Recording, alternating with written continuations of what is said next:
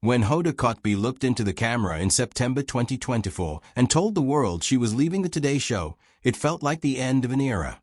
After 26 years at NBC, she had decided the time had come for something new. Turning 60 that summer had made her think hard about how she was spending her days, and the answer led her away from the anchor desk and towards something far more personal. Her final broadcast was on January 10, 2025, and NBC turned it into a celebration. The network moved the show to a larger studio at 30 Rockefeller Plaza to fit all the fans and friends who came to say goodbye.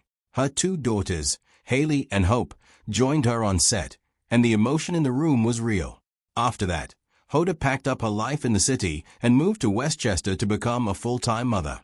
She launched a new company called Joy 101, worked on a wellness app, and found a quiet kind of happiness in PTA meetings and morning walks with other moms in her neighborhood. For about a year, she lived entirely outside the orbit of morning television.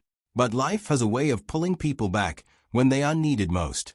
On February 1, 2026, a crisis began unfolding in Tucson, Arizona, that would change everything. Nancy Guthrie, the 84-year-old mother of Savannah Guthrie, went missing from her home in the Catalina foothills. Savannah left the Today Show immediately and flew to Arizona, where she began working alongside the FBI and local police to find her mother. The anchor chair next to Craig Melvin sat empty during one of the most stressful weeks the show had ever seen. On February 9th, Hoda Kotb walked back into Studio 1A, not as a guest, not as a fill-in, but as a main anchor. She gave up her 4 a.m. routine in Westchester, told her daughters she would be on television for a while, and stepped back into a role she had only recently left behind. She made clear to everyone that she was there for one reason, so that Savannah could stay in Arizona and focus entirely on her family. Nancy Guthrie had lived in Tucson for over 50 years. She grew up in Kentucky, graduated from the University of Kentucky where she worked on the student newspaper, and later moved to Australia when her husband Charles took a job as a mining engineer. Savannah was born there, and when the family returned to Tucson 2 years later, Nancy built a life rooted in faith, independence, and iron discipline. In 1988, Charles died of a heart attack at 49 while on a business trip in Mexico, leaving Nancy a widow with 3 children to raise alone. Savannah was 16 years old. Rather than give in to grief, Nancy went to work at the University of Arizona to make sure all 3 of her children could go to college. Savannah has described her mother as hard, iron, and granite strong, and the description fits. Even at 84, Nancy lived alone in her home, attended her Baptist church every Sunday, and stayed mentally sharp and deeply connected to her grandchildren. She did have limited mobility and needed daily medication for a heart condition, but she remained as independent as ever. On the night of January 31st, her daughter Annie and son-in-law had dropped her off at home around 9:50 p.m. after dinner. By the next morning, she was gone. The case took a terrifying turn on Tuesday, February 3rd, when an email arrived in the inboxes of TMZ and 2 local Tucson television stations at 1:12 p.m. It was a ransom note, and it read like a business contract. The kidnappers demanded $4 million in Bitcoin to be paid by Thursday, February 5th. If that deadline passed without payment, the price would rise to $6 million by Monday, February 9th, at 5 p.m. local time. What made the note credible and deeply frightening was the level of detail it contained. The sender described exactly what Nancy was wearing when she was taken, information the Pima County Sheriff's Department had not yet released to the public. The note also referenced something that had been damaged inside the home during the struggle, proving the sender had almost certainly been there that night. The FBI had no choice but to treat the demand as a legitimate threat. The forensic trail inside and around Nancy's home was methodical and chilling. The intruder had entered through a forced back door. Inside, a lamp had been knocked over, a small rug was bunched near the kitchen island, and Nancy's cell phone was still plugged into its charger. On the porch, forensics teams found drops of blood that did not match Nancy's DNA, suggesting the kidnapper may have been hurt in a struggle, or that Nancy, at 84, had fought back harder than anyone expected.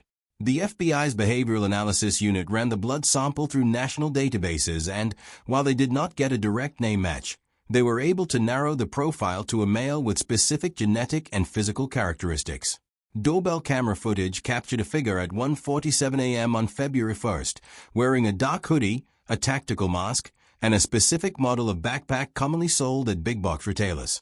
The suspect appeared to be roughly 5 feet 10 inches tall, athletic, and carrying a handgun and small flashlight. The way they moved through the property suggested advanced planning and possible tactical training. About 2 miles away, search dogs followed a scent to a discarded work glove near a drainage ditch. DNA from inside the glove matched the blood on the porch, confirming the suspect had fled on foot before likely getting into a vehicle. The FBI began pulling footage from gas stations and traffic cameras across a 10-mile radius, looking for a white cargo van or dark-colored SUV seen idling in the area before the abduction. On the digital side, the kidnappers had used a cryptocurrency mixer to obscure the origin of their Bitcoin wallet, but they made a critical mistake. On February 11th, someone attempted to log into the email account used to send the ransom note from a public Wi-Fi signal at a truck stop near the New Mexico border. The FBI swarmed the location, but the suspect was already gone. They did seize hours of surveillance footage from the store. Meanwhile, investigators were also looking into Nancy's daily routine, including her recent pacemaker work and the contractors who had been inside her home in the weeks before her disappearance. The FBI was increasingly convinced this was a targeted crime, not a random one, possibly connected to Savannah's public profile and the perception of wealth that came with it. On Saturday, February 7th, Savannah stood between her brother Cameron and her sister Annie and released a video that felt like a final act of desperation. Her face was pale, her voice steady but heavy with exhaustion. She looked directly into the camera and said they had received a message from the people holding their mother, that they understood it, and that they would pay. Despite the FBI's general guidance against paying ransoms, Savannah and her siblings were making clear that no amount of money outweighed their mother's life. The problem was that the family had still received no proof that Nancy was alive. No photograph, no phone call, no confirmation that she even had access to her heart medication. As the February 9th deadline passed without communication from the other side, the silence became almost unbearable. Back in New York, Hoda was fighting the crisis on a different front. Knowing that the public's attention can drift quickly in a 24-hour news cycle, she decided to make sure that nobody could look at a television screen without thinking of Nancy Guthrie. She worked with the wardrobe and set decoration teams to bring back the yellow ribbon, a classic symbol of waiting for a loved one to return. On the morning of February 9th, she walked onto the set wearing a small bright yellow silk ribbon on her lapel. Without being asked, Al Roker, Craig Melvin, and every guest contributor on screen that morning put one on too. Yellow roses filled the anchor desk and the background of every segment. Within 48 hours, viewers across the country were sending in photos of yellow ribbons tied around trees in their front yards, from Maine to California. In Tucson, local businesses handed out yellow carnations, and people tied yellow fabric to the gates of Nancy's neighborhood.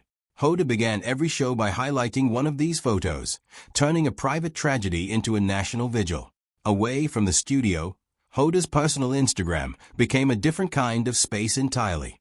Late at night, after putting her daughters to bed, she would post personal photos of Nancy and Savannah together, often with nothing more than the words "Bring her home." These were not polished media images, but the kind of photographs you would find tucked inside a family album. She also recorded Instagram stories from her kitchen, still in her work makeup but visibly exhausted, thanking viewers for calling tips into the FBI and urging people to keep sharing Nancy's face. She understood that kidnappers hate attention, and she was determined to keep that spotlight as bright and as wide as possible. Through all of it, Hoda was watching her closest friend carry a weight that few people could fully see. Savannah had inherited her mother's code of strength, the belief that when life gets hard, you don't fall apart. You push through. But Hoda could see the cracks that the cameras missed. Savannah was managing the FBI, local police, her siblings, and her own 2 young children, all while serving as the calm, composed public face of a nightmare. In private phone calls between New York and Arizona, Hoda urged her friend to breathe, reminding her that being human is not the same as being weak. She had spent 26 years sitting beside Savannah, close enough to know exactly what a composed voice was hiding. The bond between them had been built in real moments long before they became the first all-female team to anchor the morning news together in 2018. It was built in a shared office, over junk food and laughter, and it was solidified the day Savannah walked through the hospital door when Hoda's daughter Hope was sick. That was the memory Hoda carried back to the anchor desk in February 2026. The knowledge that a friend who shows up for you in your worst moment deserves the same in return, without hesitation and without conditions.